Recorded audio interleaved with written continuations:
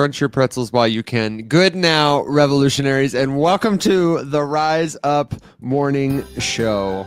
Good morning, the Rise Up Morning Show. I love that So jingle. good I to be missed it. here with you. I know, it missed you, man. Let me tell you. Do you think that every single day Keith hears it and he's just like, oh my God? Because he said once that he's like, I can't believe you played that on air, and we've now played it for like 100 episodes in a row. Yeah, we've got to have played it at least 100 episodes. So Keith, hats off to you, man. I love it. I just love it. I love can't it. Stop, won't stop. I love it. It's perfect. Yeah. I'd play it again. This is the Rise Up Morning Show. You are with us on Thursday, February 20th, in case you know you're watching in the future. Hi, hope things are well there. This is your place for helpful news, commentary, answers to your crypto questions, everything from what is Bitcoin to how do I DeFi, and all the stuff in between. If you're just seeing us for the first time, then come back again. We're here Monday through Thursday at 7 a.m. Central Standard Time on a big or small screen near you. You can find all the links to our official social accounts at theriseupmorningshow.com, and we would love to see you where the show lives 24/7 in the Rise Up Discord server. But enough about us, because today, my friends, we are joined by a longtime friend of the show, but it's been a long time since we've talked to her, our good friend, Katie Evans. If you can't see her on TikTok, it's because she's streaming on all the other platforms. So if you want to see her video, head over to YouTube or Twitter or LinkedIn or Facebook. Katie is the Chief Business Development Officer and Communications Officer at Swarm. That's swarm.com. They are bridging TradFi and DeFi with a suite of interesting tokenized products that we're going to get into today. We're going to talk real world assets. We're going to talk compliance. We're going to talk why that matters. But first, I just want to say a big hello and welcome to our guest, Katie Evans. Katie, thank you so much for joining us on the show today. Thank you for having me. Oh my gosh. Yeah, it's been a while since we saw Katie. Alex and I were reminiscing yesterday that when we met, it was Bitcoin Miami. I think it was 2021.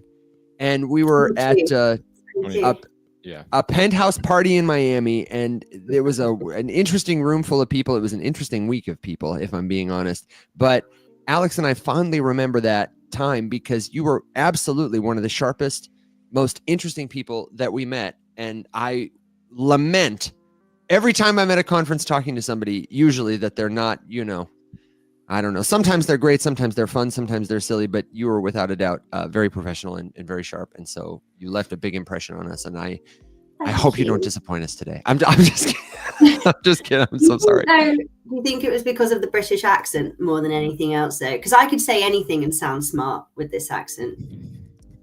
Maybe a little bit, but yeah, let's see what happens today, I guess. I was remembering the first thing that I heard you say was, I told the story last night again.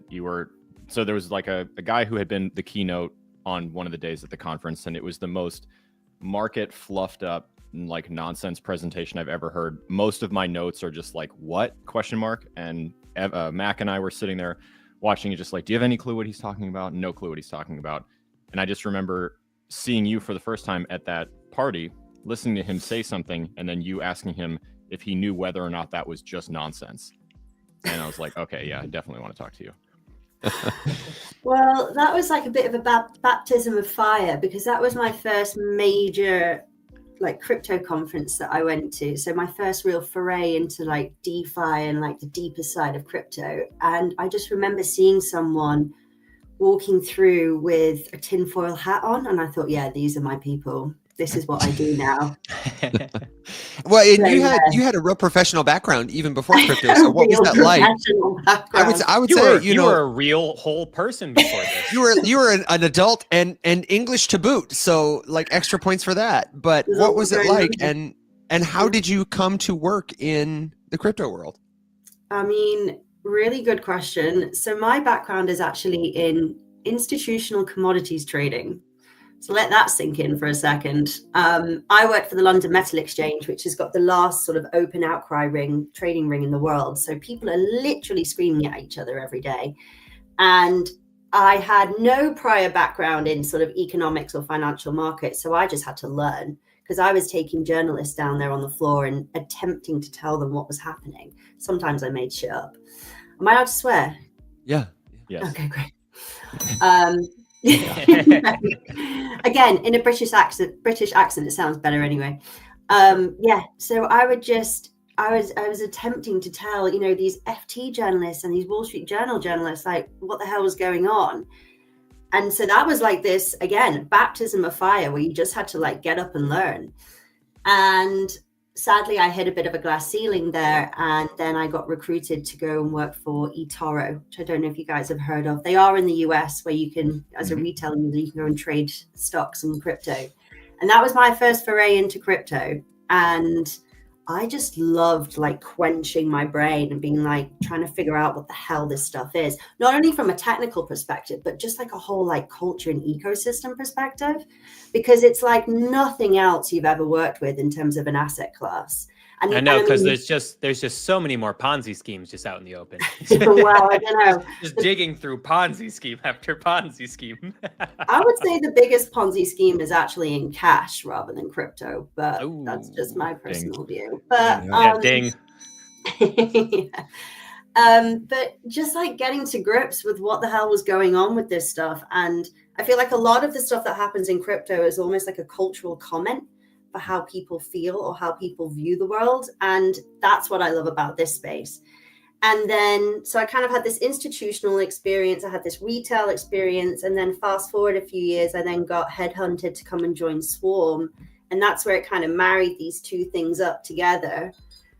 And that's when I met you guys and saw people wearing tinfoil hats. So I was like, yeah, sign me up, baby. Let's do it. Right. And at that time, Swarm, I believe, was just about to launch a DEX. This is before there was liquid staking. And this is before, I mean, a lot of stuff happened. Right now, I would say that for my money at that time, I had not heard of another company that was leading progress towards tokenizing real world assets in a compliant way as much as Swarm. And now it's everywhere. Ondo, Plume, Centrifuge, Securitize, people are talking about tokenizing left and right. And I am curious if you could tell us more about what Swarm specifically does. Like, how would you differentiate yourself from others on the market? Who are you for? What do you do?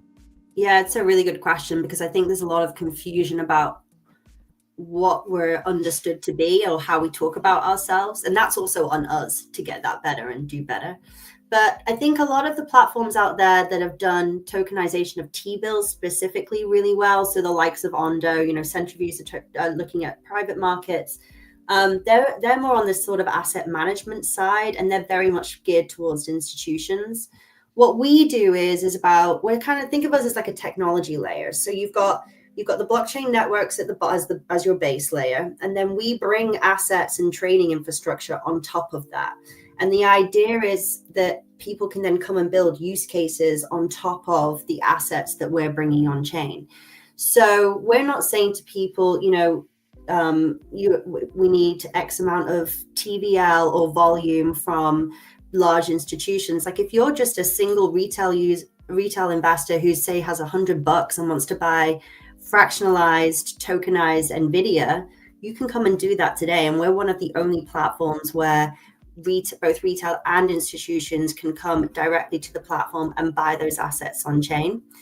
And we started with stocks and bonds, and now we've recently launched gold as well. And then the natural progression or extension from the basic tokenization of those assets is to then look at trading infrastructure and then also lending, because there's no point just issuing tokens. It's like, why would you tokenize? And we think the lending use case is really important and interesting for that. Certainly. So one of the things I saw when I was looking at your website that is unclear to me is that these are securities products, and that they're not and will not be registered in the US and Canada. So can you clarify, are people where I live allowed to use this product or no? Okay, so the tokenized stocks, they're all classed as crypto assets under the German, under a German law jurisdiction. So what we do is we go out and we buy the assets in the traditional market. So let's just take NVIDIA as an example. We will go and use traditional infrastructure to go and buy those assets. We then hold those assets in custody with our broker, which is currently a German bank. And then we mint the token. So every token is mapped one for one. Now, the issuance and redemption piece is a KYC process, and currently we do not allow US persons to sort of buy new tokens. However, the trading infrastructure that we've built to then swap those assets is fully decentralized and non-governed. So Okay. break it down for somebody who's never heard those words before, because that was very articulate, but I think some people might be lost. Sorry. What can When they there do was and what no can't they do? response, I was like, oh, I have not explained this in No. the right way. No, it's not you. It's my lagging internet. I'm so sorry. You were perfect, but I want to think about those folks back home who may be intimidated by what you said. Okay. So, And I didn't tell you this before we started, but one of the things that we're most proud of is our audience has folks at all levels of experience when it comes to investing, when it comes to using cryptocurrency. A lot of them are, skeptical or just curious. Some of them work in the industry. So it really is people at all ages, around the globe, all levels of experience that we're talking to here. all right. So in a very simplistic way, if you want us to issue brand new tokens that relate to, new stocks that we've gone and bought from the market, as a US person, you would not be able to buy those tokens. Got it. But if there's existing liquidity or volume already on chain and people are can swap those tokens between each other, so peer to peer, then everyone is able to access that. Got it. So this is where something like the DEX would come in, or other liquidity pools in other places.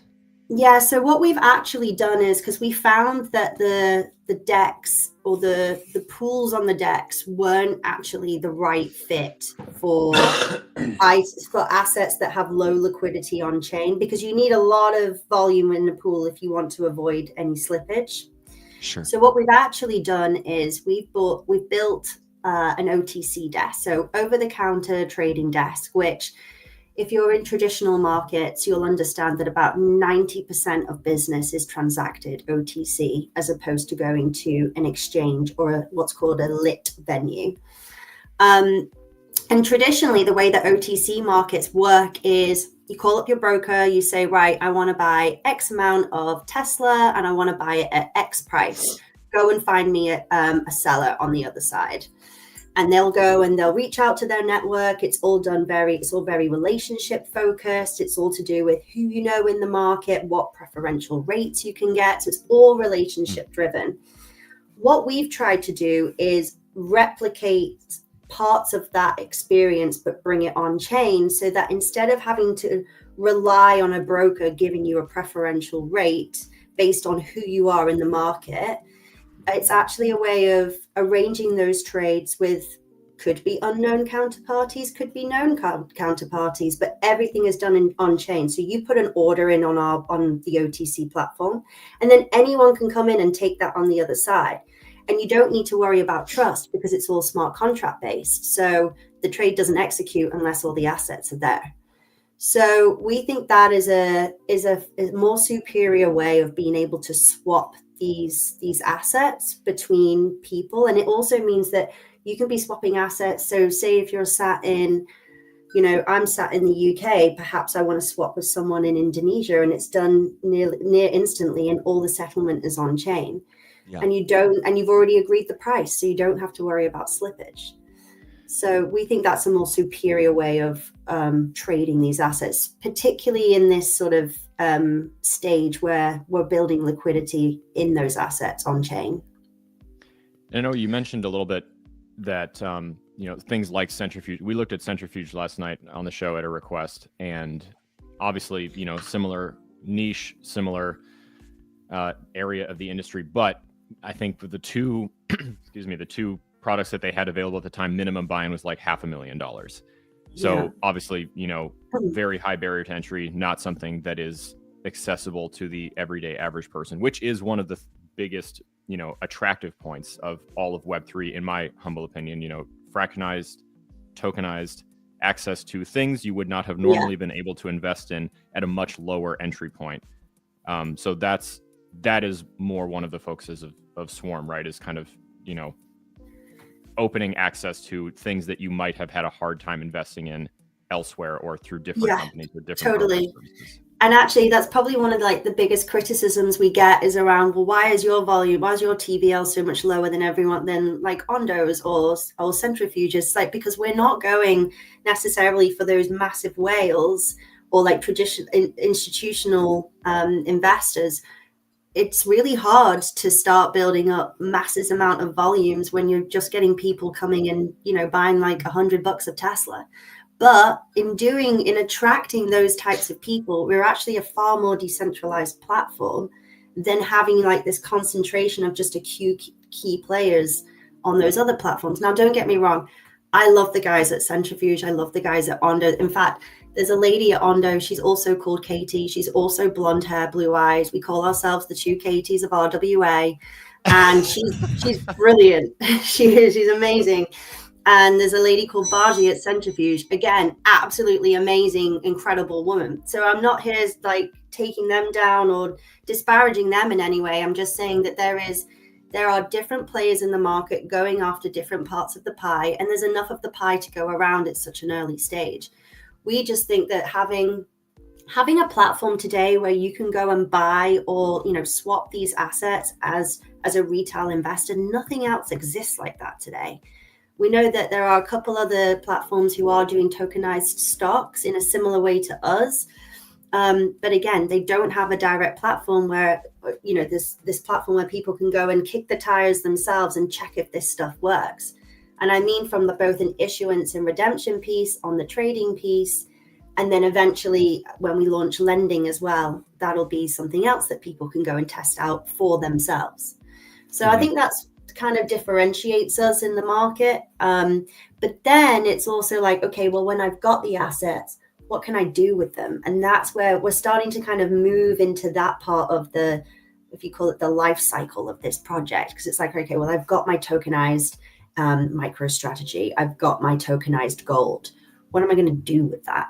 And then you can start thinking about all these cool use cases, whether that's, you know, you can manage like your entire portfolio on one blockchain network and at any one time see what your global risk profile is of your portfolio, because everything is on one infrastructure, rather than I have to log into X bank to check my precious metals position. I have to log on to X broker to check my stocks position. It's like everything is there. And actually, if you talk to any of the big banks, the thing that actually entices or interests them the most about blockchain technology is this ability to just have one infrastructure and see at any one given time what their risk profile is of their portfolio. Yeah, give them that window into their portfolio, if you will, all that Exactly. visibility. Yeah. But then retail can already do it today. We're actually almost ahead of what the institutions are doing by having this stuff already accessible. So That's what I it think sounds that's like. really cool. Yeah. So, you know, you have to be brave to like do this stuff first, right? Is there such a thing as first mover advantage? I don't know.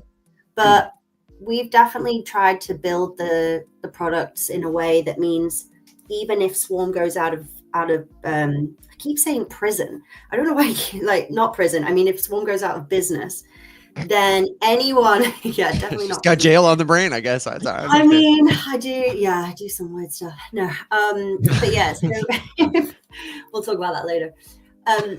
If Swarm goes out of business, and if anyone is holding a token, a Swarm RWA, so whether that's a tokenized stock, a bond, or a commodity from Swarm, you as the token owner have a direct claim on the underlying collateral. So what does that mean? That means that you're not taking a bet on our balance sheet. You're not saying, right, I'm going to buy these assets from Swarm because I believe that they're a great company and they're going to be around for, 100 years and my collateral is going to be safe. We hope that that's all going to be true, but that isn't actually relevant. What we've done is we've built a structure that if you, as the token owner, you can decide at any time that you want to pull that collateral out. Now, for stocks and bonds, it's different because you'll just get the cash value of whatever that underlying asset is. Mm-hmm. But on the gold, you can have gold sent to your house if you want. So what's the difference? That's kind of cool. Go ahead, Alex. I'm excited to talk about the gold thing just because it's a little bit more topical right now too. But we just had a question about that. before we move over to gold, I just wanted to highlight something that you just said, Katie, that is super important, and we can talk about this all day long, every day, in all kinds of different contexts with regards to Web3, like why this matters. If you're sitting there trying to figure out, okay, cool, I have a stockbroker, I own shares of stocks that I care about through, you mentioned eToro, through Robinhood, through Charles Schwab, through whoever your brokerage is, whatever. Why should I give a shit about moving over and doing something tokenized instead? The single biggest point is what you highlighted, and it's the definition of ownership and what that means with regards to owning the claim to something in Robinhood's database versus owning a token in your wallet. So Katie, I was curious, what's the wallet situation for people who onboard to Swarm from zero? And what options do they have after that in order to, if they wanted to move a token somewhere else or hold something in a different wallet or anything like that? Good question. Is it all on your in guys' terms of the token? Yeah, all of it. Where do the tokens? So everything is completely keys. self-custodied. Yeah. Okay. Everything is completely self-custodied on our platform. So when you onboard to Swarm, if you want to do that issuance and redemption piece, you go through normal KYC like you would if you were onboarding to Robinhood or Coinbase. It's, in fact, most people use similar providers in the space. And so the experience is very similar to if you were onboarding with like a Kraken or a Coinbase. Once you've gone through that, you then connect your own wallet. So you choose the wallet that you're happy with, whether you're a retail investor and you prefer to have like a Ledger or a MetaMask, or maybe you're an institution and that has some sort of fiduciary responsibility. So you're only permitted to use certain wallets, right? It's all about choosing the tools that work best for you. So you connect the wallet of your choosing to our platform, and you need USDC to do the initial purchase of the asset. And that's it. Swarm doesn't custody anything for you. The only thing that happens is, where the custody is involved, is the custody of the underlying collateral. And that is stored under a company called SwarmX, which is a subsidiary of Swarm. And its sole purpose is to go and buy assets from the markets, hold those in custody, and then mint the token. So that's the insolvency proof structure. So it's not Swarm Markets doing it for you, it's SwarmX that's doing it for you. And actually, I don't know if we can share docs and things, but we've got all of that outlined on our docs page to show you exactly how that insolvency protection works. So this feels like a good point to pivot to the gold question, because obviously, especially in the last few weeks, demand for gold has been skyrocketing, and I know we've seen a bunch of backups in gold purchases and gold deliveries, especially out of London, and like record amounts of gold is being shipped from London to New York right now. Yeah, which you can thank your president for that. Yeah, right. And it inspires two things, right? Like one, woof, and when markets are uncertain and sketched and they go to gold, like it says a lot about the fact that people are nervous about the chaotic whatever it is that we are looking at down the barrel of here, and people tend to move to gold. And I think what's starting to change now is that also, as we're seeing a lot of strength in Bitcoin, people are also just holding into Bitcoin right now, and it's proving to be relatively stable compared to all of this. So of course we have those two things kind of side by side. But for those who do still want access to gold, you guys are now offering tokenized access to gold, but you mentioned that you can also still get it delivered. So what does that process look like? And I know that's a newer feature, right? Yeah, so this is kind of my baby. I love the gold product because I just haven't seen anything like it. You said you worked in and around like metals exchange and stuff before. Yeah, traditional metals markets, yeah. Okay. Yeah, and in fact, when I was at the LME back in 2014. That's the London Metals Exchange? London Metal Exchange, yeah. I was involved in launching their gold futures contract. So the fact that I've now come to Swarm and I'm doing tokenized gold, I feel like my career has kind of come full circle. Yeah. And interestingly, we launched the gold futures contracts at the London Metal Exchange bearing in mind that market is 150 years old, right? So it's one of the oldest financial markets in the world. And it was using a similar setup to what we're doing at Swarm. So we procure the gold bars, physical gold bars, through our partners. So we're working with Valora, we're working with StoneX. StoneX are one of the biggest traders on the London Metal Exchange. They've been around for decades. They used to be called FC Stone. So we're working with institutional partners like them to procure the gold. The gold is then stored in a Brinks vault. Again, we were using Brinks vaulting for the London Metal Exchange. And we physically map the serial number from the gold bar stored in a Brinks vault, which is insured by Brinks. And we map that to an NFT that sits on chain. So when you hold that NFT, you know specifically which gold bar is yours, which is, we haven't seen sort of the unique identification or mapping done in that way before as it pertains to gold. And we think that's pretty cool. Oh, I meant to give you a ding, not a rim shot. I'm so sorry. Ding. I didn't even explain it. Wow. The dings on our show, they signify points. I meant to give you a point. I'm so sorry. I'm going to give myself a negative point. Maybe you didn't mean to give me a point. Maybe it was like a Freudian No, slip. I really, really did. I really did. I'm so sorry. Please Anyway, continue. I think that's cool too. So we've done this on a kilobar level and on an ounce level as well. So minimum buy-in would have to be whatever the price of an ounce is, which I think around today is around $2,800, something like that. And then we launched in January 7th, the first gold lending pool.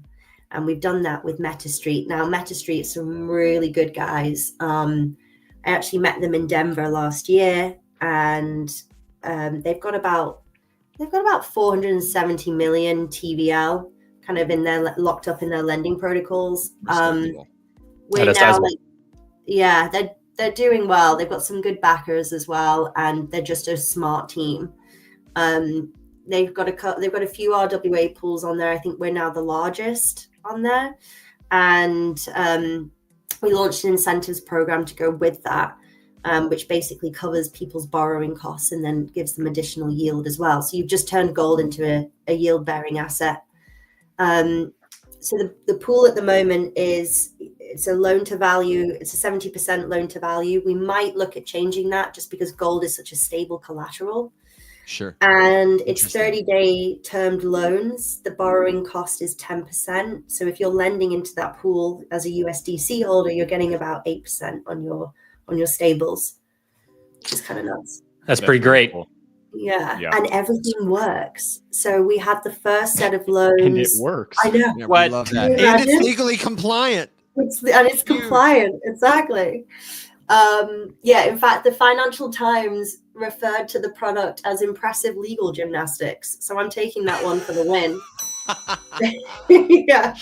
I love that. And they were the same journalists I worked with when I was at the London Metal Exchange. So it's kind of nuts. Like it's all starting to coalesce. Coming back. Yeah. All coming back. Yeah. So one thing, I'm curious, what happens with the NFT record of ownership of gold when I think we were talking about it when we were mentioning about like, if you sold your tokenized Tesla stock or Nvidia stock, you get the cash value back.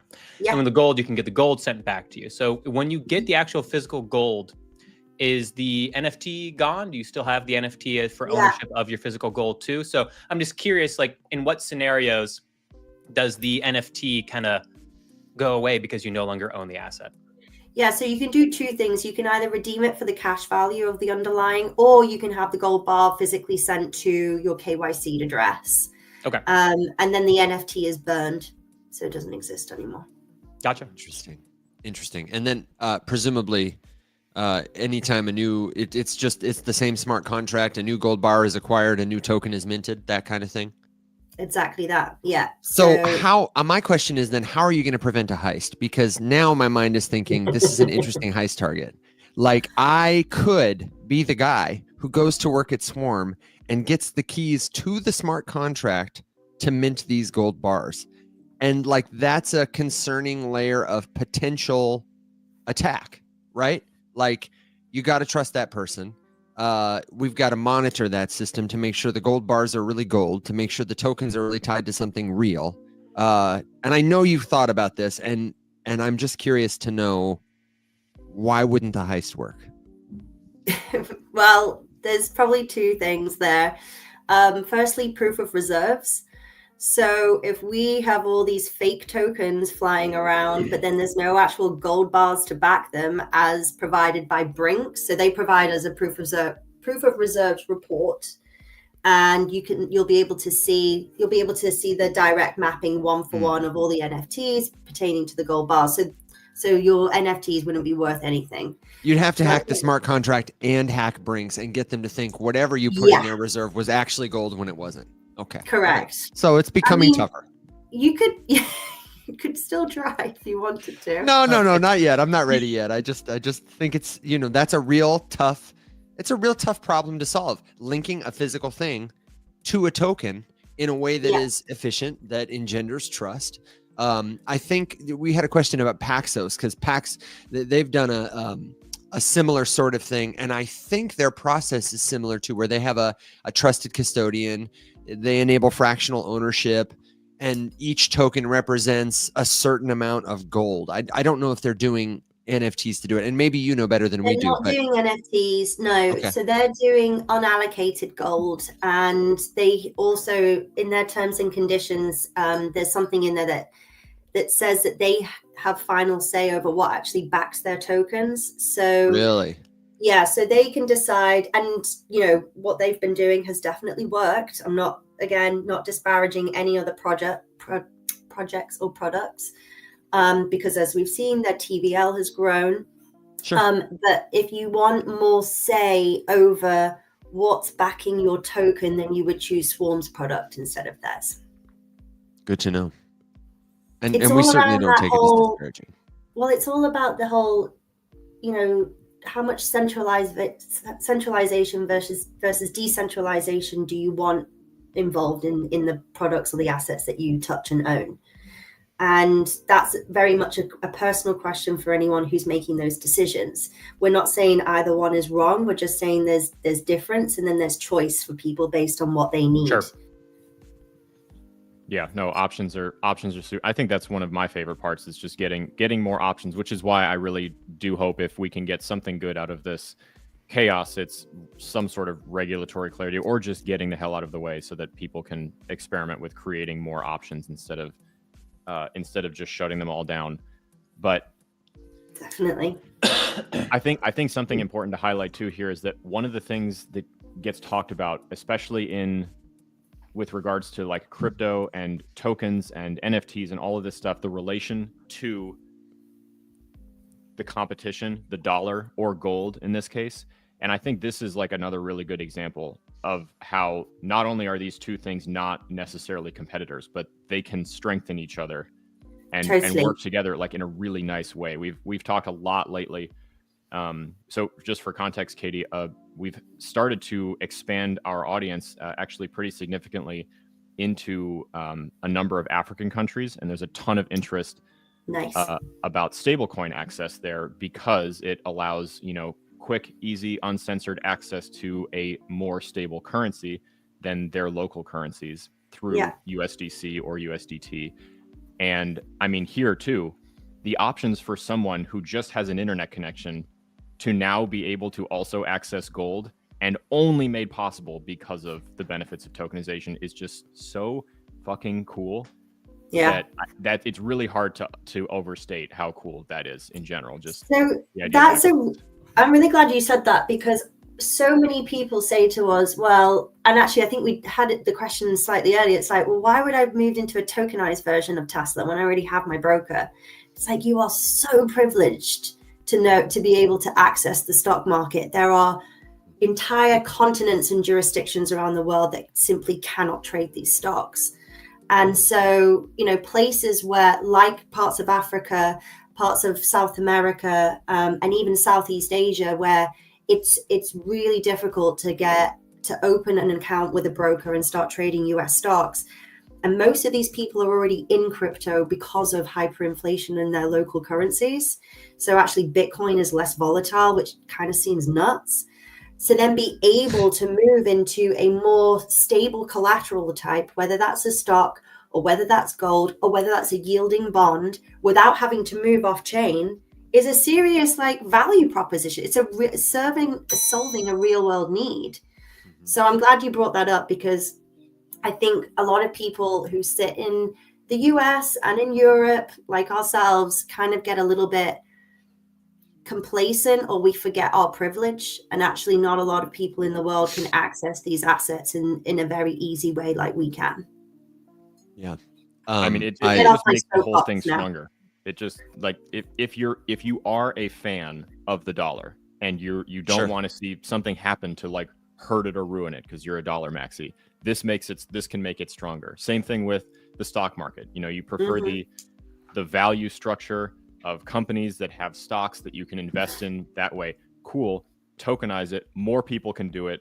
You can add way more value to the thing that you care more about. Like it's just a tool in a tech, which is this is such a good product to highlight exactly how specific or how real that claim is really. Yeah. On that same point, it's like there's a reason why Larry Fink is trying to tokenize everything.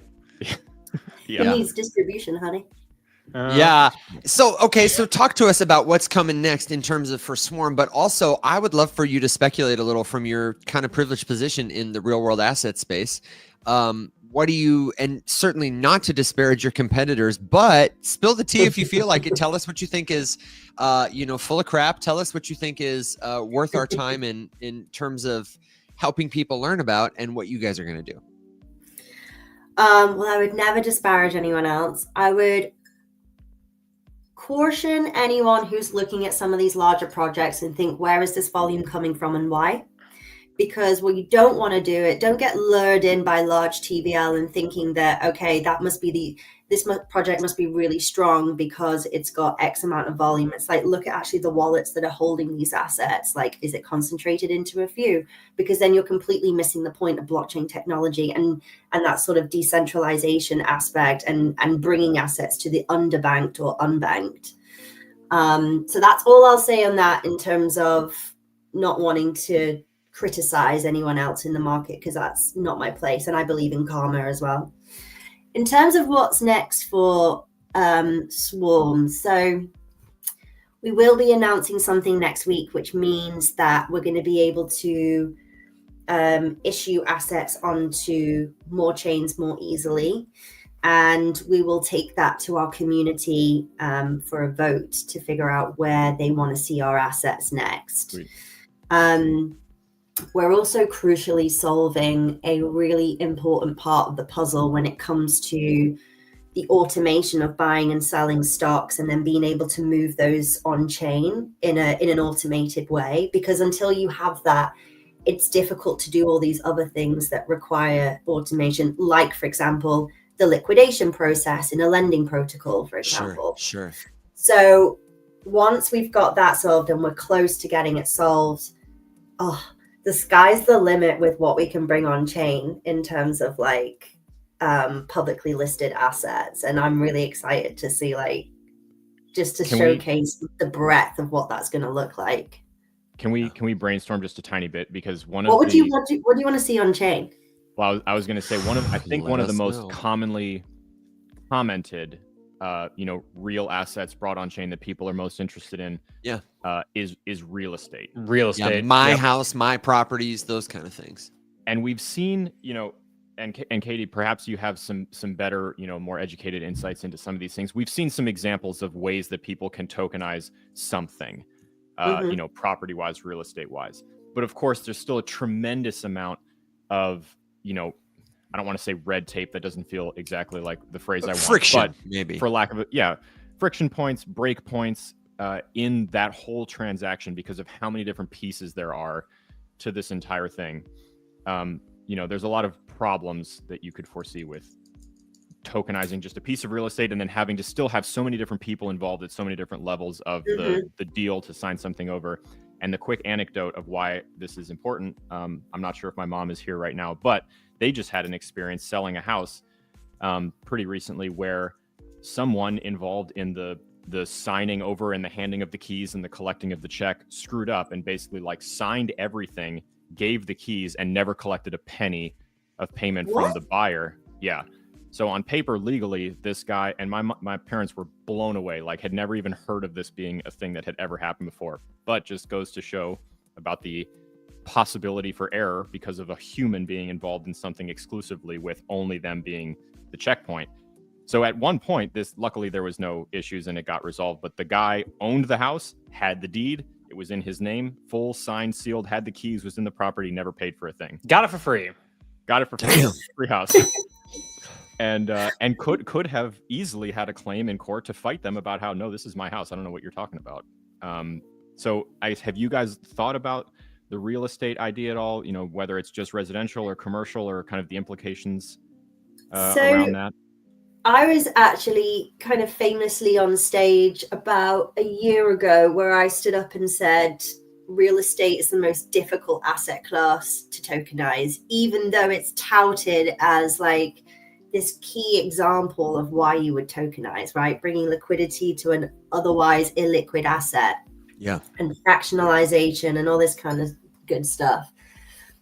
A guy came up to me afterwards and said, "Oh, I'd love to get your thoughts on why, further on why, because I'm building a tokenization platform for real estate funds in the UK." So I actually ended up investing as an angel investor in that platform because I thought either two things: I'm either right and you can't do it yet, or I make lots of money. So that's my natural hedge.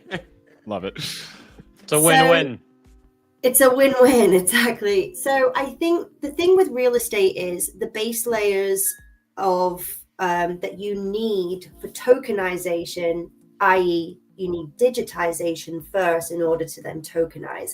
And you're missing that digitization step because certainly in the UK, a lot of the land registry is not digitized. That is such an important point that doesn't get highlighted enough, by the way, like requiring the step to digital before the step to tokenization. It is. And because when you're trying to connect Web 2 with Web 3, a lot of the things that kind of slow you down or impede your progress is actually problems with Web 2 infrastructure. And that's partly like kind of what we've had with the stocks piece, wanting to do this automation piece.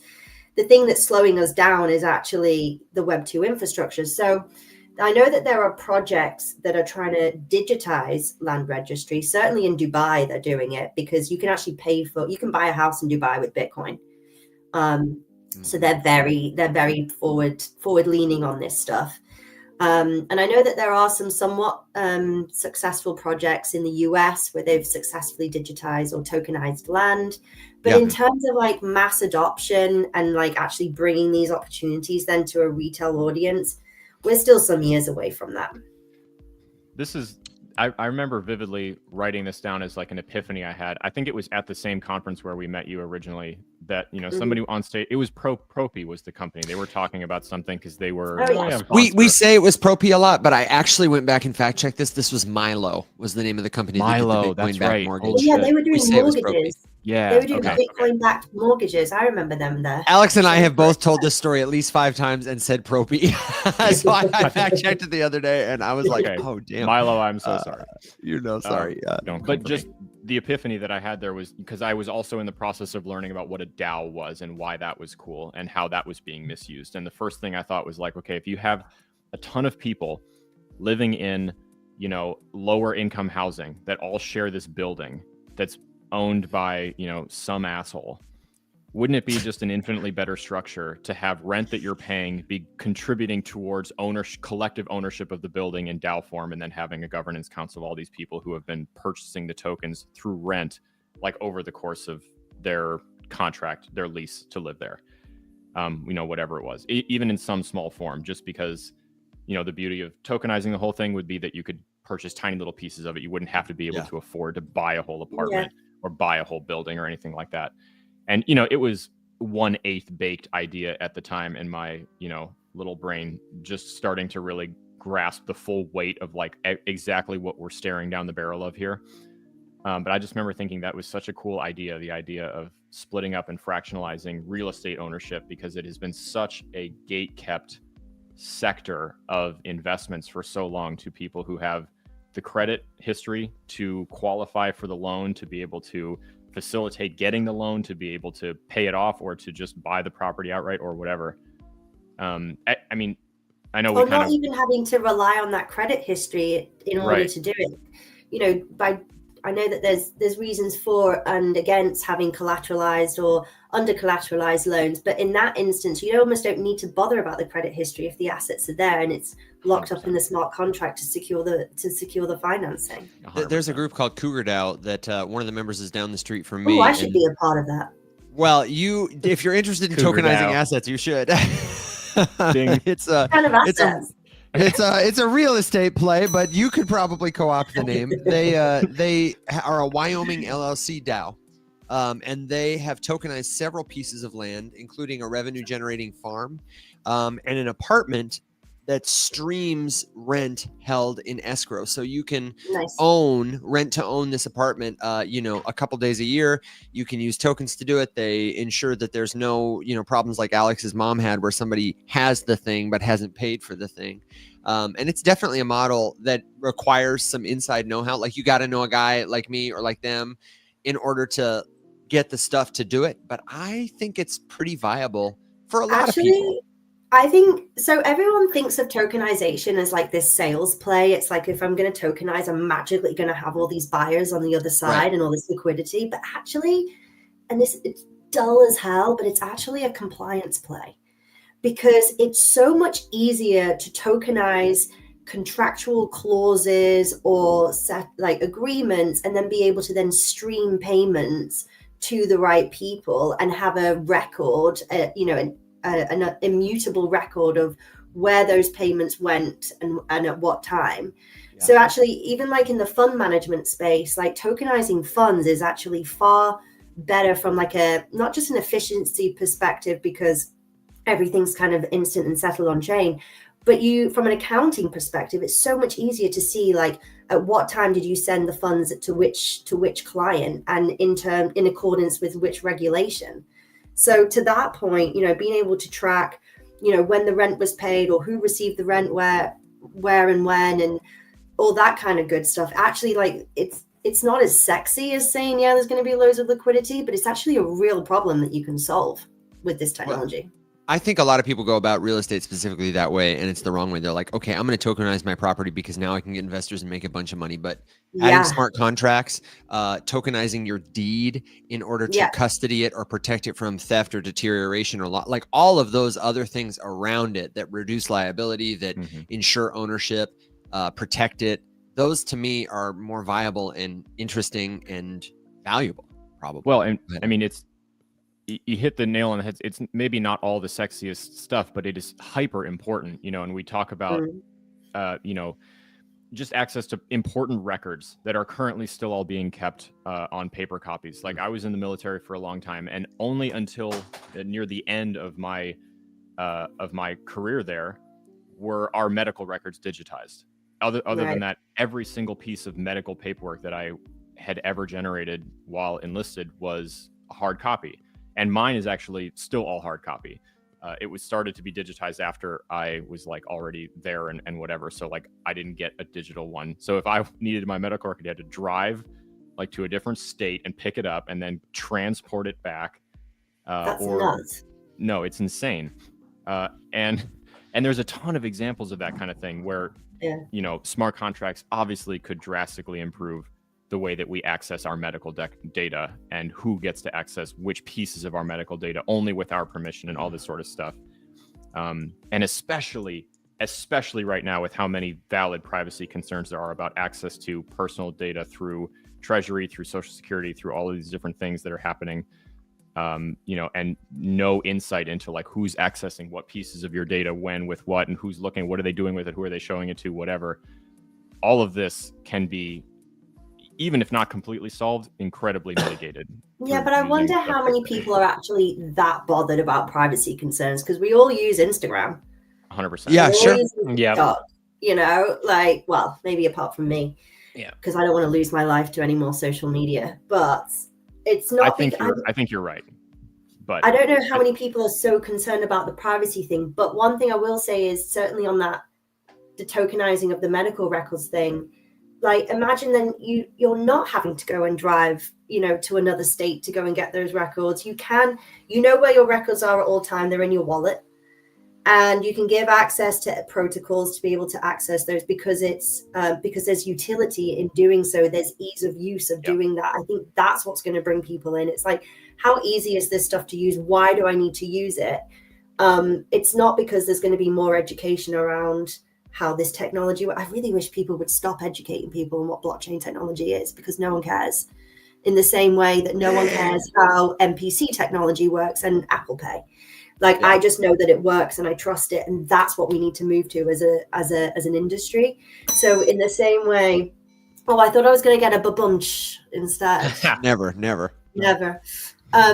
the same way, like we have someone on Swarm who has enough assets in crypto, stocks, and gold to buy a second home, but cannot get the financing, cannot get a mortgage to buy a second home.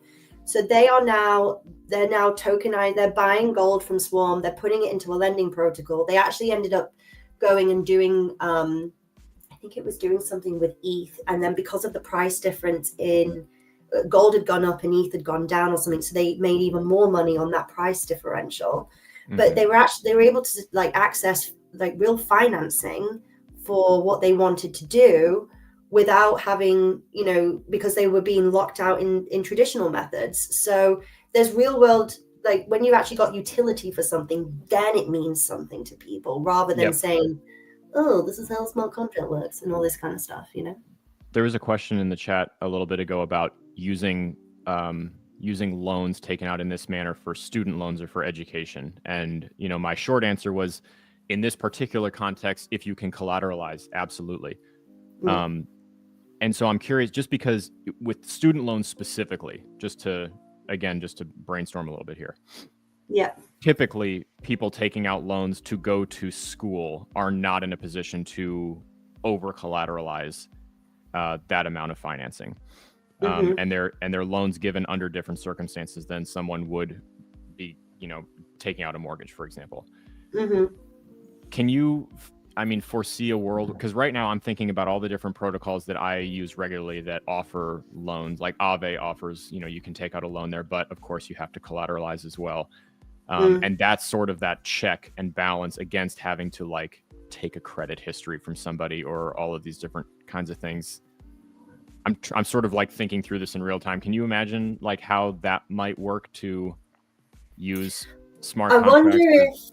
I wonder if in that scenario you would use, because you'd use protocols where it's under collateralized loans, which we know do exist, but then you could check on chain on that wallet, have they been able to manage money in the past, rather than them having to do a load of due diligence on and rely on other financing platforms and what am I trying to say? Credit scorers or something like that. Thank you. All of those third parties giving them. You could actually go and check on chain. Well, has this person engaged in lending before? Were all the loans paid back? And actually, you could build up a credit score on chain that anyone can go and check because it's transparent. And that could then qualify you perhaps for under collateralized lending. And it just hit me too. You could theoretically, like, this would be another great instance for a DAO setup specifically for student loans, where students could submit applications through some sort of protocol to a DAO for consideration, and then DAOs could collateralize student lending. Yeah, nice. Instead of without predatory loan. That would be a really good opportunity because you could keep all the members of the DAO could remain anonymous while collateralizing through smart contracts for a student who put, and maybe there are, like educational milestones that need to be met in order to continue to receive the collateral for funding or something like that. That could be cool as shit. That could be really nice, actually, because then also that DAO could do its own treasury management and grow their assets on chain, which then makes that pool bigger that they can then loan out on behalf of students. Especially with more yield options like you're talking about by tokenizing gold and stuff like that, and being able to earn different kinds of yield through different kinds of tokens. Exactly. Because I remember at that same conference where we met, there was a guy, he was trying to tokenize student debt, but I couldn't quite figure it out because he was doing, it was like a future You remember investment him? thing. Like, Yeah. you will owe us in the future. It was a venture play where like we will But earn a percentage of your income for the rest of your life or something like that, or but like it 10 was years. something like, but we could like sell, but then, you know, a Harvard degree would be worth more than, you know, a state Mhm. college degree or something. And then I thought, but then you're just making the problem worse around, you know, this Yes. economic disparity between schools, and but you're just replicating it on the blockchain. Yeah. Well, and So- Evan, you remember the baseball guy? Yeah. We briefly talked to and did a little bit of light consulting for this baseball scout, lives in the Dominican Republic, and his job was to find promising talent in you know, young athletes, and then, you know, work to get them into the major leagues. And the impetus for his project was describing how predatory that practice was, because basically what happens is that like young kids who are promising and, you know, coming up poor. in the sport and extremely poor can be lured with a like down payment on a bonus, assuming that they make it to the major leagues. They will take that money and use it to buy food or help their family or whatever. And then almost every single time something happens to derail that kid from going full pro, like whether it's an injury or something, because they're scouting these kids at like pre-teen ages. And then that kid basically just owes an insane amount of money out of their eventual, even if they do go pro, they owe a huge amount of their contract proceeds to these scouts and the scout agencies, who then basically just milk them for money for all they're worth for the rest of their career and their lives. And if they ever get injured, they're absolutely screwed. But like,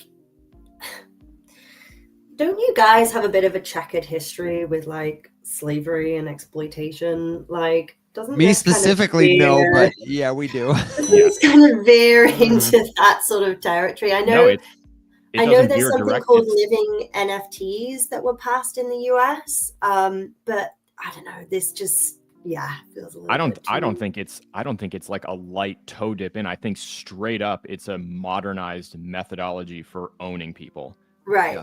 And that Right. was really the thing that brought this guy to it. So his whole goal was to basically, sort of like I was describing with the DAO, crowdsource funding to put these kids through school through, you know, various things that the kids would retain ownership of, instead of needing to sign some sort of hyper predatory contract. I don't know if the project ever ended up going anywhere. We sort of lost touch with them, but it was very interesting. And he was, I know it was like, you know, he had a long family history of baseball. That was like what his family legacy was. So super near and dear to him. But no, I had no clue that that's how that industry worked. And that's the first thing I thought was like, okay, we're literally just, they're out in the streets buying children and then owning their revenue for the rest of their life. It's insane that that's legal. Hooray. Right? Hooray. I was thinking more Ooh. like, but you know, Yeah, the biggest of gwumps. yeah. Okay, so Just play better. anyway, right? Yeah, and you better not get hurt, or else. And luckily, Oh, injuries no. in sports are almost non-existent, so there's almost no chance of that happening, right? Yeah, Exactly. that's true. Yeah. That's just bullshit. Thank you. Good point, Alex. You're welcome. Yeah. So Katie, I'm curious if there's anything that you guys, you know, have done or are currently doing or about to do that you can talk about that you're stoked about that we haven't gotten a chance to cover yet today. Anything? I don't want to front run my own announcement. But You don't we have do to- You don't want to have- make an Yeah, announcement you don't of have an to. announcement? I don't At least do have that. an official Classic. announcement, you know. There's only 300 people watching, you know. Not that much.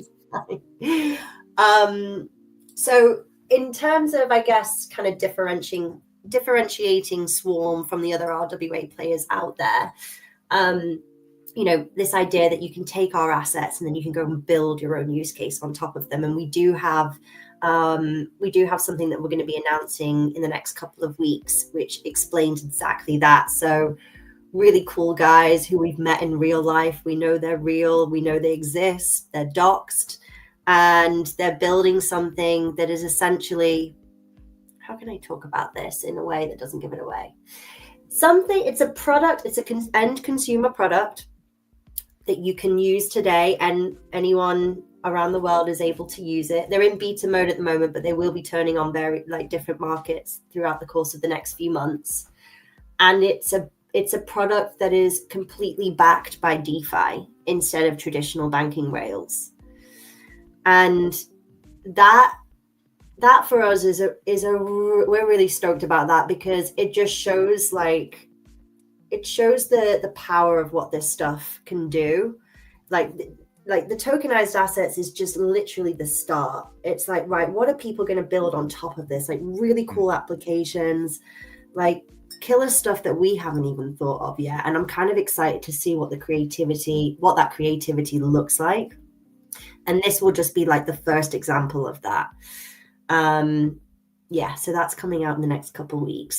So watch this space. And you mentioned Denver. Are you going to be traveling to East Denver or Consensus or Token 2049 or anything anytime soon that we might get to see you again?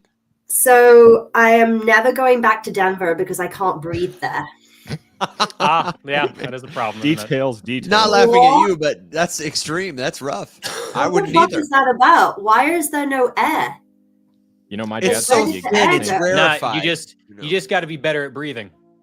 That's it. Honestly, I was like, if I come back here, I'm going to have to do branded oxygen tanks because Yeah, you can do I'm half Irish, so I can drink. Okay, let me tell you, when I was in East Denver last Not year, at altitude.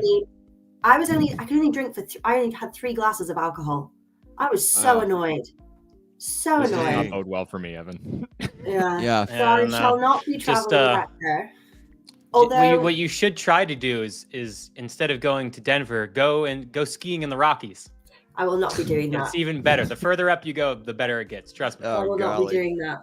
I am more of a beach gal than a mountain person, let me tell you. Okay. I just too many layers, I need to take the clothes off, not put It's them not on. even cold out As you there. can see, I am a big fan of this. You said, although, like, you did have a counter plan or a plan B? Oh, so there's another company there who have built another use case on top of our trading infrastructure, decentralized trading infrastructure, so that OTC platform I was telling you about. Yeah. And they're actually going to be unveiling it at ETH Denver. So we won't be there, but one of the use cases using our technology will be, and they're called Protofire. So go and check out. They've got a stand, and they can show you what they've been building on top of our infrastructure. So then the next event I'll be at in person will be, so I'm going to go to Token 2049 in Dubai. And then I'm probably going to be at Consensus in Toronto as well, mainly because I've never been to Canada and I'd like to go, part of the British Commonwealth and all that jazz. So it'd be nice to see. Well, I shill Consensus all the time because it's my favorite conference, and we will be there this year. So if you're there, definitely let us know. That Oh would be my a fun God, reunion. yeah, we'll have a reunion. Yeah, it'll be great. It's the one conference I've gone to every year for the past. Mac, are you still here? Was it 3, 4? We've been to it. I've been to it 3 times. This will be Consensus number 4. Same. This will be my 4th, I think. No, 3rd. Okay. Such a good conference. Will and I have not been to It'll be my Consensus first yet. one. Oh. Yeah. Yeah, You're in for I'm a treat. excited It's a about good it. one. And it's coming up in May. So if you're watching this May 14th. recording before May, I'm thinking we'll make it. My birthday is May 23rd, so I think we should make it my early birthday party. I Party at wholeheartedly Consensus. agree. There it I is. can actually I'll bring you one of these. So we have some pretty cool merch. Oh, hell yeah. Okay. This is the main Yes. one. Oh my gosh, If I you're gotta an hang on. Let me NWA fan. get the That's good. screen share. That's fantastic. I think our audience would love that. I'll have to Nice. bring you one. I'll have to bring Yeah, you oh one my as a gosh, birthday yeah. present. Because we Listen. don't give those out lightly. You usually have to earn your bags for one of those. Well, the Oh, show hell is yeah. not sponsored by Swarm, but it could be. And if it was, let me tell you, I would be wearing that hat left and right all day. That's a cool piece of merch. Cool hat, right?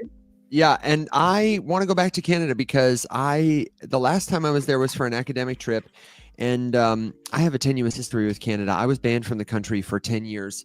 What did you when do? I turned 18. What did you do in Canada? The long and the Yeah, short of it is I that's tried to fun. smuggle myself into the country because I didn't have a passport, and it turns out they take that pretty seriously. Fact check yourself, brother. So I would imagine. it's a thrilling tale, and I hope to tell you the full thing maybe when we all get together at Consensus for a drink. You would try to smuggle Right. yourself into a country. I did That's try to actually smuggle pretty myself in a country. That's pretty I odd. wonder I, if it would have worked if you had done it in Mexico, not Canada. Had I done it in Mexico, I probably wouldn't be here to tell the story. Or if I had been Canadian and tried to do it in the United States, I have a feeling I would have been prosecuted to the fullest extent of the law. Well, I lived and worked on the Canadian border for a long time in Detroit. That was our jurisdictional line on through the Detroit River is the Canadian border. So we would see the Canadian Coast Guard every single day. And it was like the joke to like dip the boat onto their half of the river and then flick them off and dip back to the other half of the river. Oh my God. And I do remember that one time my sister was dog sitting for us, and she had my dogs in the back of the car, and she was trying to drive to my house. And the Ambassador Bridge is like, it's really hard to miss. I make fun of it every single day. Yeah. There's a lot of signs like you are leaving the United States. Do not proceed if you do not want to leave the United States.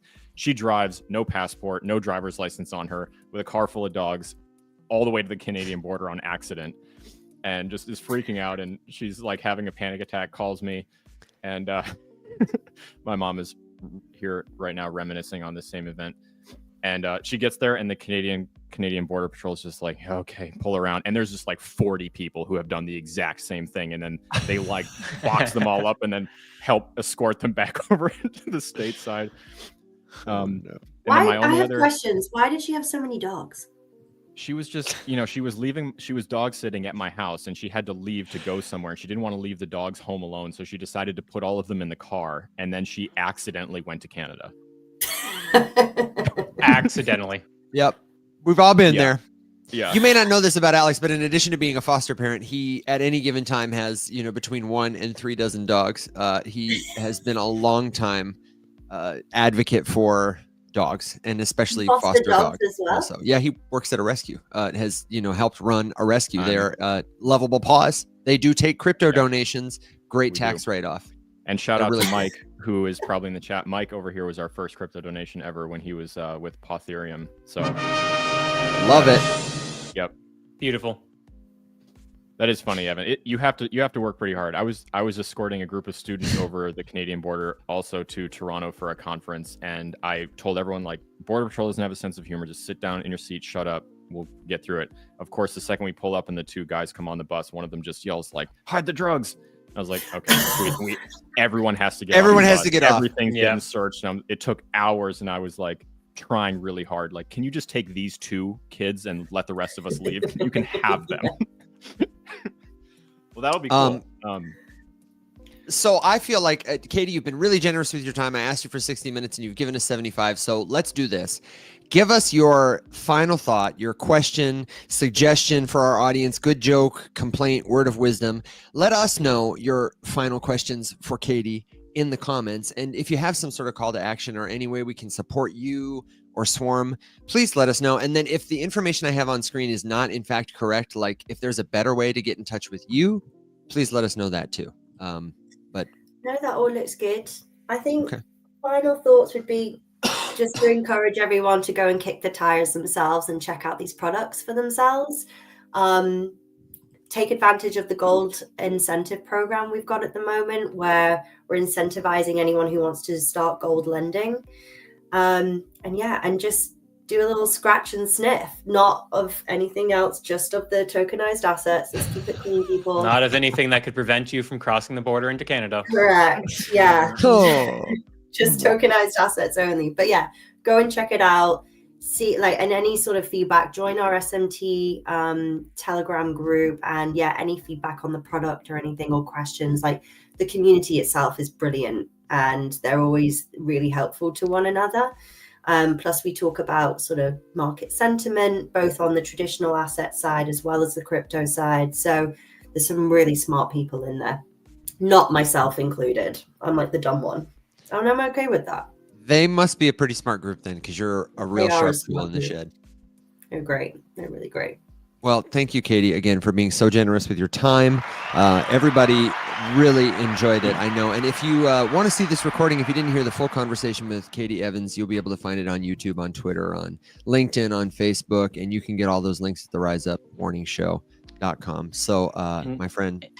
And you know what, guys? I always have like one half of my screen up with asset markets and finance stuff and all that At market least. goodness, right? No. And so as we've been talking, I was like, oh, this is interesting. A lot of good vibes in this conversation spreading into the markets. Gold, we were talking about gold hit a new all-time high. And then also Bitcoin's breaking above resistance right now. So look at us. It's all 'cause You're a I'd say good it's all luck 'cause charm, of Katie. Are we Fuck us, Katie. manifesting? What's going on here? Oh, we're manifesting so fucking We are. hard right now, bro.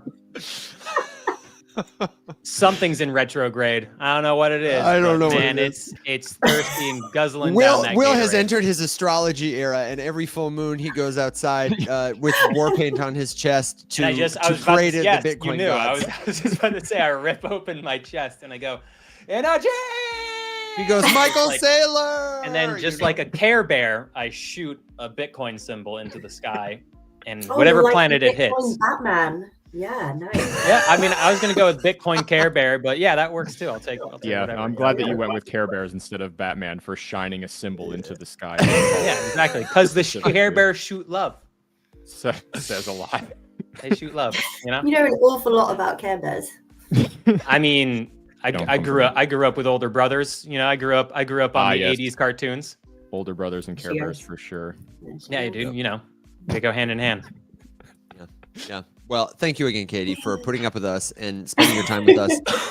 And we will catch up with you soon. Yeah, I'll send you a link to the recording, and if you need anything else from us, don't hesitate to get in touch ever. We're glad to have you and support you. Thank you so much for having, and it was really nice to chat with you guys again. Truly, Nice meeting you, Katie. absolutely. Bye for now. Hopefully, get to see you in real life. Yeah, Yeah. sometime Yeah. soon we'll see you at Consensus. May. Yes, Yeah. definitely. All right. Unless Evan gets stopped at the Detained at the border. Listen, the last Evan- time I was there, I So had to get should we be special concerned permission. about your ability to actually get into Canada? No. You will Uh, be taken into a back room. We'll be though. traveling. We'll be I was traveling 18. separately. And Yeah, we are I'm all 33 traveling now, so we're gonna be fine. should be We're gonna be fine. The last time I went, I did have to get special permission. It was for a school trip. I had to call the embassy, the consulate, or whatever, whoever you call. And when I got there, I was in a school van with like 13 other people and my forensics coach. And the question they asked, we all have our passports ready, and they had told me, they might have some questions for you, but you should be fine as long as you're with your school group. We pull up to the gate, and the Question, patrol what the officer hell, says to my coach, he says, has anybody here ever had problems entering the country before? And my coach, Mike, goes really cheerfully. He says, yeah, I think they have. Yeah.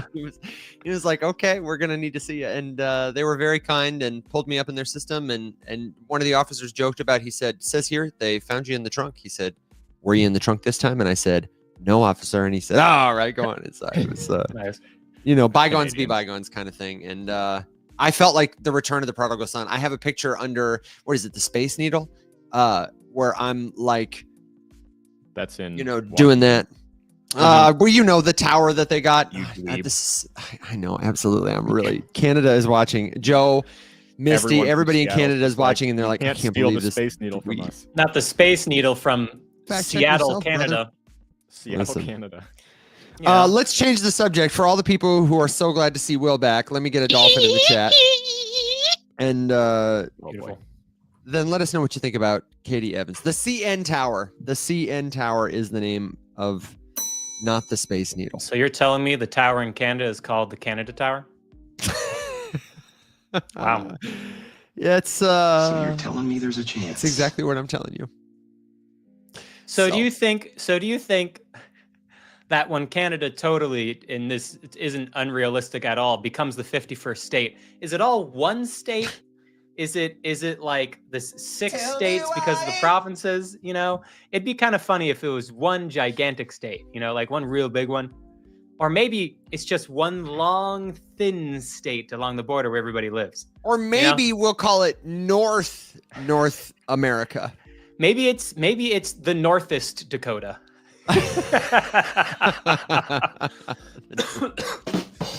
Oh boy. All right. Yeah, I know. I've been gone for a while. I haven't been able to talk about any of this stuff. I know I'm like a week late to a bunch of the silliness. So as we prepare then to ride our dogs and ponies off into the sunset, do you have anything silly you want to share? Do you have any? That was a really good market update that we're back in the green.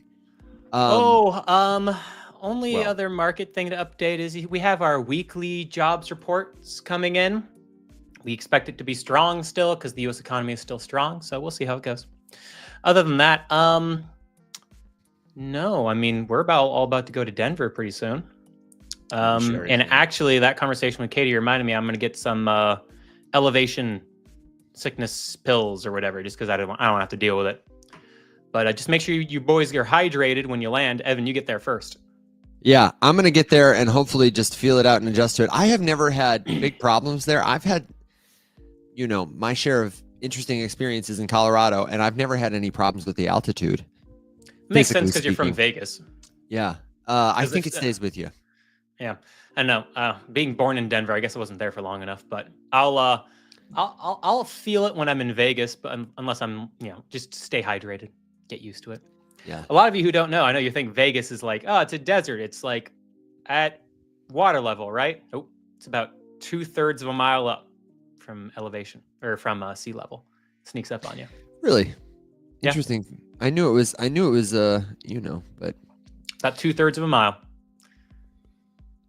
But yeah, I mean, I don't really have any other updates. Yeah. If those of you who are here who are paying attention to the show, hopefully you've also been paying attention to the market, rebalanced your portfolio. Hopefully you own things that you feel confident in. Hopefully you're not gambling a bunch on meme coins, because I saw a tweet. I was like, no, it was a comment actually on one of my videos where it was, oh yeah, like every meme that comes out now is just a rug pull. And I'm like, this is different from when? Well, there's This is different from when? It's just how long does it take for the rug to be pulled? That's the only question. I think that's the part that's throwing people right now who have been like trying to play in the casino for a while. One, wool gets pulled back. Not only is it all, nonsense, but it is actively being rigged against you. Although there has been like a little bit of a little baby push, to do like memes on a different chain and protest against Solana doing all this stuff. And, like I keep saying, if all of the people and all the liquidity are on one chain, that's where the criminals are going to go. So no one can be surprised that there are criminals on Solana. It's just the way that it goes when you get that big. But Avalanche memes, there's been like 2, right, that have somehow managed to not dump into the ground after, an hour of existence. And I think that's what's throwing people, is that like all of the big stuff that's launching on Sol, like no one expects it to live longer than 6 hours. So that is how long it lives because of the expectation, which is just, that's a break from the norm, and it's confusing people.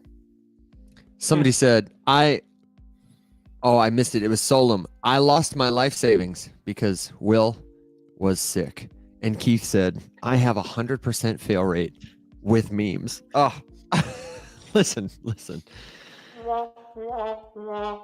Thank you very much for hanging out with us, for spending time with us today and every day that you choose to be here. We are live Monday through Thursday at 7 a.m. Central Standard Time. If you have not joined the Discord yet, this is your chance. I do want to tell you quickly before we get out of here that you can join the Discord absolutely free. It's where the show lives 24/7. It's a great community of learners at all levels of experience. And that's if we can give you one tip to learn crypto like faster, save money, save time, it's to get in a room of people who already use it and who are not like just trying to get you to buy the next hot meme coin that's going to rug tomorrow. This is cross-cultural, multicultural, people of all ages and experience levels community. The only thing that's missing is you. Tons of resources there. And the reason I want you to sign up now is because you can get a premium membership trial, unlock additional access to us, discounts on everything like all our recorded classes, coachings, and you get 7 days free. And you should sign up for it today, even if you think you might want to try it, because on Saturday, the prices for premium membership, they're going up a little bit. It's a small increase, but we want you to get the deal before it's gone, because they're never going back. It's never coming back. And you can join now. You don't have to spend a dime to learn with us, but there are a lot of really cool perks, like the ability to request specific TA from Will, like if I die, we'll stream the funeral.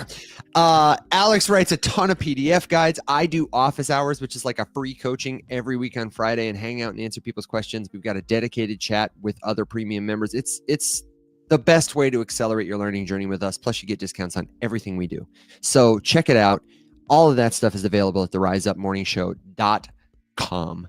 And guys, I would love to know what your final thought is as we ride our dogs and ponies into the sunset. William. That was Just William. that's All it. right, rugged. No, wind. but beautiful. no. Just remember, guys, the market's been boring for 17 days, but it becomes not boring super fast. That Make was sure you're- oddly specific. 17 days. Yeah. I mean, if you look at the amount of candles where Bitcoin has just gone straight, it's been 17 daily candles. So Rain it's Man been, over here. yeah, 17 days of just going sideways, real boring market. You're real sad. You don't want to look at the price. You don't want to look at the charts. You don't want to actually go and buy that coin that you told yourself you were going to buy if it reached these price levels because you're sad. Stop being sad. Stop being sad. Stop being paralyzed by your emotions and go execute your strategy, because the market becomes not boring, super fucking quick, and then you're in a worse position than you were before. So get And the what lead out of happens your every pants. time, Will? What happens every time? People watch it explode and they're like, I wish that I had been paying attention Oh before man, it I exploded. should have been. Now I'll wait. Now I'll wait for it to go down, and then it keeps going up. And they're like, "Oh no, I'll just keep waiting." And then it keeps going up, and they're like, "Oh, And then okay, you- I'll buy then you- now." And then it goes down, and they're like, "Ah!" And I'm just like, "Yeah, I know. Yep. It's okay. You'll get them next time." And then they got to come to the morning show, and then Alex looks them right in their hairy eyeball, and he just goes, and you got to endure that. Yeah, I told you to pay attention this time. I'm sorry, Dad. Nothing hurts quite so much as when he just quietly says, "I'm disappointed in you." And Mhm.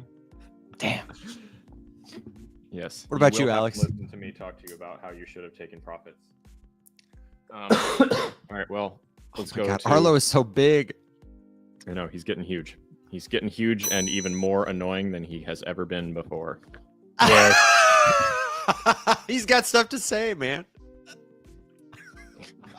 So sassy. Ah. This is well, he's just been sleeping all night long, so now he's ready to be a little spaz. Yes. But ruin every other dog's day. No, I would echo what Will said.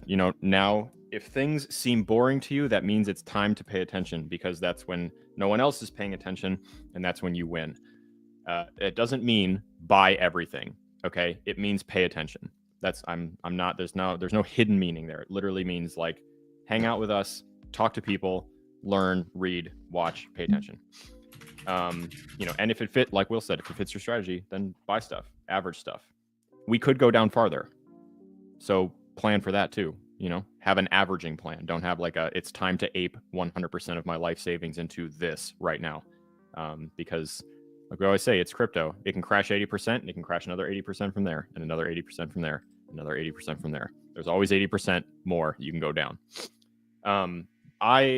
This was a great show because RWA, as I say constantly, along with DeFi is my biggest, most favorite use case of this whole thing. RWA and DeFi are beautifully linked. They are so close together that it's a very strong connection niche wise within crypto. DeFi has the most adoption out of any other use case in crypto, bar none. Like it's people who are intended to use it are using it, and that is growing.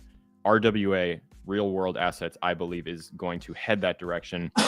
Who's to say which token or which project is going to be the ultimate winner? But that part of the industry, I am so excited about. So it's cool to talk to Katie about it, because holy shit, there's just so many cool implications and cool things coming out of that side. So if you're looking to learn more about a particular area of crypto and you are new, real world assets, acronym RWA, is a great one. If you were to go to ChatGPT and say, I am new to crypto and I'm learning about the real world assets RWA narrative, tell me what I should be looking up.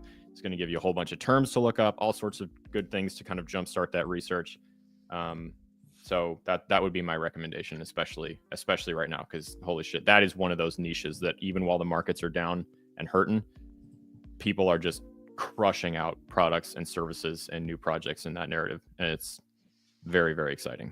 Yeah, it's an easy way. Like Katie said, I love what she said today about I felt a little personally attacked, but as she said, I wish we would stop trying to teach people about blockchain and instead talk about like what it can do. And I think real world assets are a really good example of that. What do you think? Yeah. No, but to be fair, we do a lot of the hide the wires abstraction kind of stuff. Yeah. What's the point of all of it, But for people who then want to dig deeper, I will never apologize for teaching about the underlying tech, because I mean, correct me if I'm wrong, but I'm pretty sure people are interested. Well, and also understanding it is what's going to help you spot something that is promising from something that is absolute crap designed to sell you a token. And most of it is absolute crap designed to sell you a token. Yep. I don't think anyone really gives a shit about how the tech works so long as it works. You have your handful of people who we like to, because we like to get into the weeds and learn about this. And is it important to know how things work? Sure, it's important to know how things work. Do you need to, and does the majority of the population give a damn about it? No, not at all. Never have, never will. That's just the reality of the situation. No, but we're also so early. Like this doesn't mean we can't find value in it and be able to, for us, like us three, it is very important for us to be able to understand how the technology works, to then go and look to people and say, hey, this is why you should care about this new thing that's coming out for this reason, about how it can change the way that you interact with A by doing B, right? And that's valuable because of that, right? We need to know that because we need to be able to tell that value to people, but our people, I don't give a fuck. I think more do than you think. And I do think also that in a world where trust is harder to come by, I'm not a huge fan of like, hey, the tech is good, the product is good, trust me, bro. I would way rather give you the tools to verify for yourself and then teach you to verify for yourself, because one of the biggest plagues of society at this point is mis and disinformation being handed out by people who have acquired trust and are abusing it. I'm not a big fan of that. I think people need to break out of that. Like, I don't give a shit what's going on as long as something produces for me on the back end, or on the front end rather. I think you're right. Like in practice, that not enough people care about it. I think you're both right. I'm to fix that. I agree that not enough people care about it. And I agree that not knowing enough about it leads to people getting hosed again and again. I think my sticking point is there's also not a ton of stuff. Like, we know more examples than probably in this room than probably, I always say 99% of all people. We can tell you where the tokenized real estate actually is, or we can tell you who can give you a Bitcoin backed mortgage, or we can tell you 3 examples of somebody who's built this or that kind of app on chain.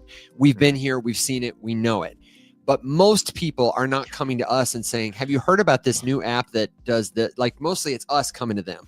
And I feel like there will be a tipping point at which it's the other way around. Like, but we just don't, it's such an empty, what was the tweet? We've built a 10-lane highway for 4 cars. And I feel like the moment at which what Will says will become even more important is the moment at which there are all these cars and everybody is trying to drive here. And we just got to say, listen, go this way, don't go that way. Use your turn signal. And, we won't have to talk so much about how the cement is made. But for now, I feel like it's important. Personally, I want to know what all of the road signs mean before 10,000 cars show up on my highway. That's why I love you guys. To me, the most important thing is getting the cars on the highway. Yeah. And we get those cars on the highway when we're like, hey, this highway, drive real good. And people go, drive real good. And then they drive good. Drive good, drive fast. Drive good. And someone was like, how is this asphalt different? You're just like, oh, well, I can tell you all about how this asphalt is different and how this bridge we built here is different. And I can tell all of you, this young Timmy, as I'm grabbing Timmy on the shoulder, and then we teach Timmy. But meanwhile, 50,000 people are driving their cars good on this good asphalt because drive good, feel good. My dad can beat up your dad. And that's the extent that people care about. I love it. We got to go. That's a wonderful week of shows. We're going to be back next week from Denver for ETH Denver Live. Join us in the Discord, share your questions with us there, and then catch us live on a screen near you Monday, 7 a.m. Central Standard Time. We'll see you then, my friends. Until then, have a great weekend. Stay safe. Be well. Rise up. Drive good.